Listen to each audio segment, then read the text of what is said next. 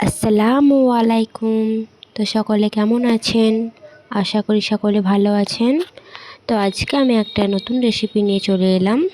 তো আজকে আমি বানাতে চলেছি ভেন্ডির ঝোল বা ঢেঁড়সের ঝোল।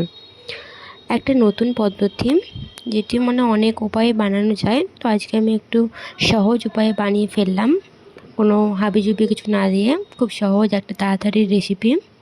তো চলুন দেখে নেওয়া যাক আমি এটা কিভাবে বানাই। Let's start. সর্বপ্রথম আমি ভেন্ডি নিয়ে চলে এসেছি। দেখুন, এগুলো এর মধ্যে নোংরা লেগে আছে। তো প্রথমে আমি এগুলো ধুয়ে চলে আসব। এগুলো আমি ভালো করে জল দিয়ে পরিষ্কার করা হয়ে গেছে। তো এবার আমাদের কি করতে হবে, এগুলো পিস পিস করে কেটে নিতে হবে। তো চলুন আমি কেটে নিই। তো আমি ঢেঁড়সগুলো কেটে নিয়েছি। খুব ছোট করেও কাটিনি, আবার খুব বড় করেও কাটিনি, মিডিয়াম সাইজের মধ্যে রেখেছি।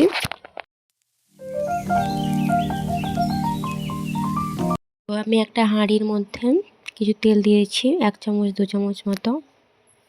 তারপরে এর মধ্যে আমি অ্যাড করে দিয়েছি আদা রসুন বাটা।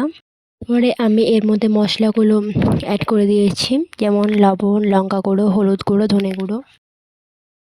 কেটে রাখা ভেন্ডি বা ঢেঁড়সটা এবারে এই মশলার মধ্যে অ্যাড করে দেবো। ভালো করে একটা খুন্তির সাহায্যে নাড়াচাড়া করতে থাকবো।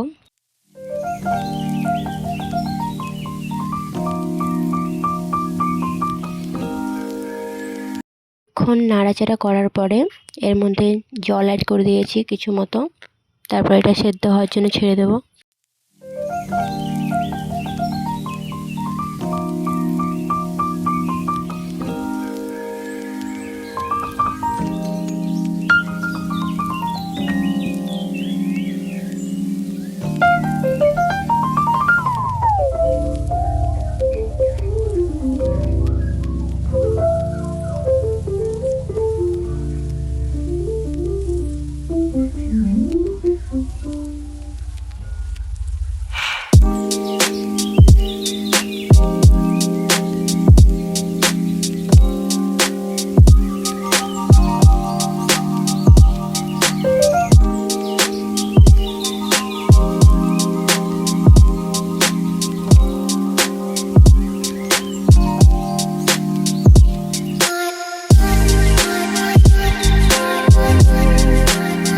আমার রান্না কমপ্লিট। ভেন্ডির ঝোলটা একদম তৈরি এখন। তো দেখুন, দেখতে কত সুন্দর লাগছে।